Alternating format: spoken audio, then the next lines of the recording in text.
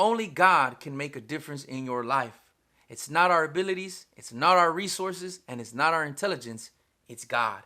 Let's find out why I'm saying this. The book of Joshua chapter 5, verse 13 through 15. Look who appears to Joshua. This is an amazing companion to have in battle. When Joshua was by Jericho, he lifted up his eyes and looked, and behold, a man was standing before him with his drawn sword in his hand.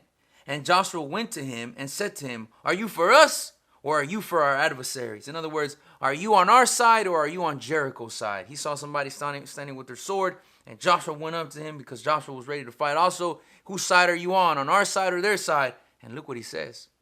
And he said, "No, but I am the commander of the army of the Lord. Now I have come." And Joshua fell on his face to the earth and worshiped. And he said to him, "What does my Lord say to his servant?" And the commander of the Lord's army said to Joshua, "Take off your sandals from your feet, for the place where you are standing is holy." And Joshua did so. So we see something similar that was in the life of Moses. God appeared to Moses and told him, "Take the sandals off your feet, for this is holy ground." And then we see the commander of the Lord's army appearing to Joshua and telling him the same thing. "Take your sandals off, for this is holy ground." This is a picture of God's presence being with Joshua.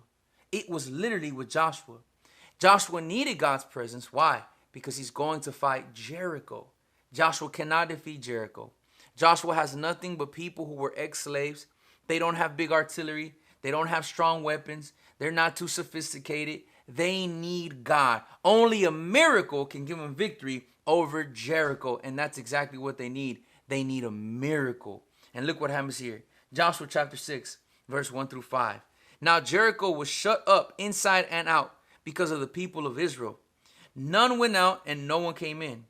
And the Lord said to Joshua, "See, I have given Jericho into your hand. When its king and mighty men of valor, you shall march around the city, all the men of war going around the city once. Thus shall you do for 6 days." March around the city one time a day for 6 days. "7 priests shall bear 7 trumpets of ram's horns before the ark. On the 7th day you shall march around the city 7 times. And the priests shall blow the trumpets. And when they make a loud blast with the ram's horn, when you hear the sound of the trumpet, then all the people shall shout with a great shout, and the wall of the city will fall down flat. And the people shall go up, everyone straight before him." So Joshua the son of Nun called the priest and said to them, "Take up the ark." Joshua was ready. But look what God tells him. God tells him, "Look, Joshua, I'm going to be with you. And all you're going to need to do is march around Jericho once a day for 6 days. And on the 7th day, you're going to march around Jericho 7 times. And then you're going to give a big shout, and the walls are going to fall, and you're going to march in, and you're going to destroy Jericho." This is a miracle. This is God. God makes the difference. God is with Joshua, and Joshua needs the Lord. What happens? They win. Exactly what God says. Joshua does it. Jericho falls down. The people go in Jericho. They defeat Jericho very easily. But God gave them an order. This was the order. God said, when you go into Jericho, don't grab clothes, don't grab gold, don't grab silver for yourself. Everything is consecrated to the Lord. What happens? There was a man who saw a golden image and some clothes, and he took it for himself, and he hid it under his tent. And look what happens. They just finished defeating the strongest city in that whole entire region. Easily, because God was with them. But now they're about to fight a tiny town. A small little bitty town. Literally called AI. Only has 2 letters. For real. It's called AI. They're about to go fight this small little bitty tiny town. And they are defeated. Why? Because when God is with you, you can overcome anything. But if God's not with us, we can overcome nothing. Look what happens here. Joshua chapter 7, verse 1 and 2. This is after Jericho. Joshua doesn't know what this man did, hiding the idol and the clothes under his tent. Joshua doesn't know that God's not with him right now in this battle. So look what happens here. He's still going off of that feeling of victory over Jericho. Joshua thinks like, man, we just defeated Jericho. Nothing can stand in our way. Sees a little bitty town called AI, and look what happens. But the people of Israel broke faith in regard to the devoted things. For Achan, the son of Carmi, son of Zabdi, son of Zerah of the tribe of Judah, took some of the devoted things, and the anger of the Lord burned against the people of Israel. Joshua sent men from Jericho to Ai, which is near Beth-aven, east of Bethel, and said to them, go up and spy out the land. And the men went up and spied out Ai. And they returned to Joshua and said to him, do not send up all the people. Everybody don't need to go up.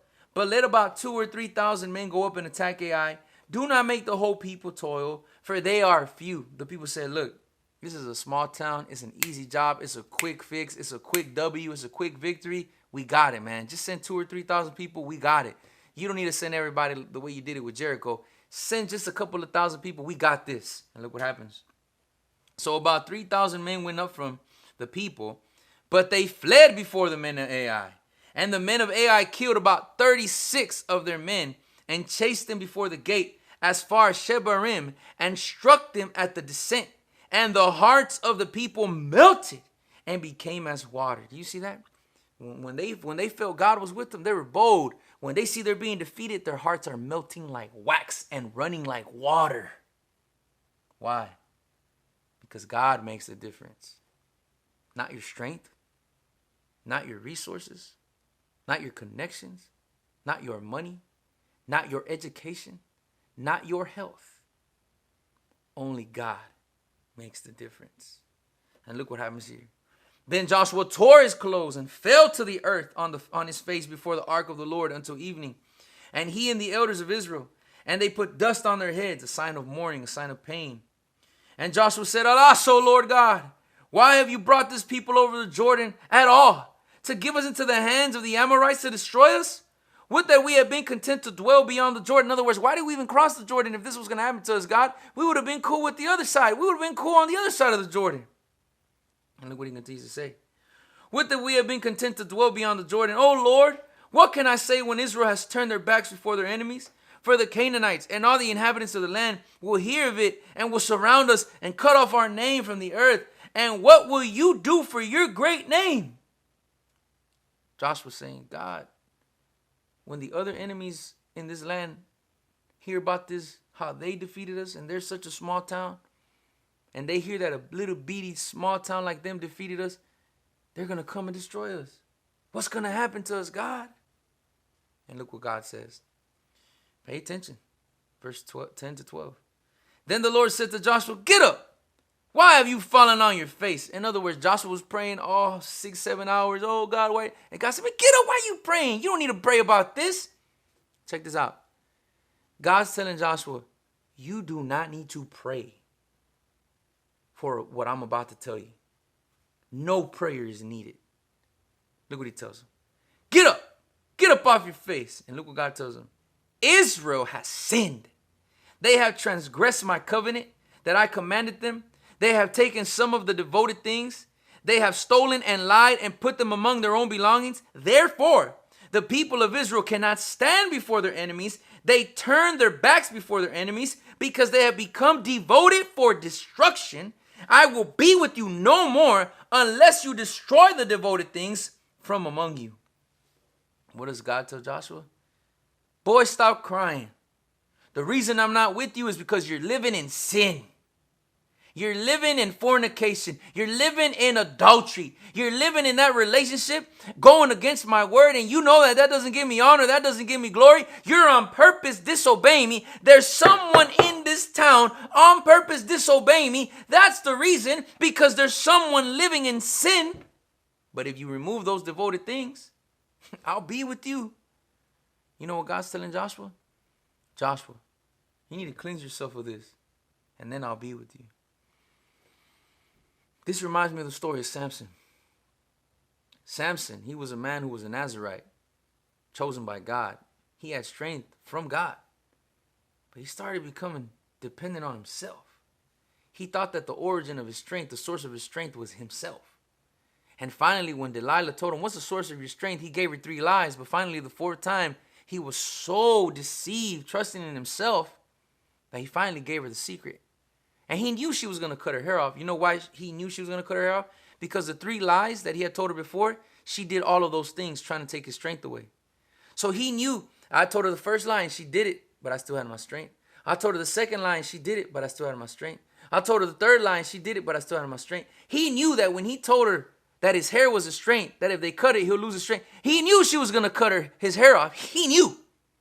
But he didn't care. Why? Because he started trusting in himself. And Joshua learned that lesson. He found out that a little bit with God can overcome Jericho. But a lot without God will fall in the face of the weakest enemies. God makes the difference. As soon as they got those devoted things out, God was with them again. What does that symbolize in our life? As soon as we repent, and as soon as we surrender those things to God and ask him, Lord, forgive me, wash me, and cleanse me. And as soon as we start walking right in the presence of God, man, God's going to be with you. God's going to walk with you. And that doesn't mean if you stumble. That doesn't mean if you fail. That doesn't mean if you're going through struggles. No, God will walk with the people going through struggles. God will walk with the people going through failings and temptations. God will walk with those people as long as they keep trusting in him. But when people are living arrogant lives, on purpose, just trusting in themselves, knowingly, full-hearted, that I'm living a life going against the Lord, and they know that they're living a life against the Lord, and they're still walking forward, trusting in themselves, no. God's not going to be with that person. And they're going to find out that even though they have talents, abilities, resources, connections, money, they're going to find out that none of those things gives them the victory. Because the victory has always come from God. Remember that. The victory will always come from God. I pray this video was a blessing to you. If it was, do me a favor. I post weekly videos that I hope and pray will be a great blessing to your life.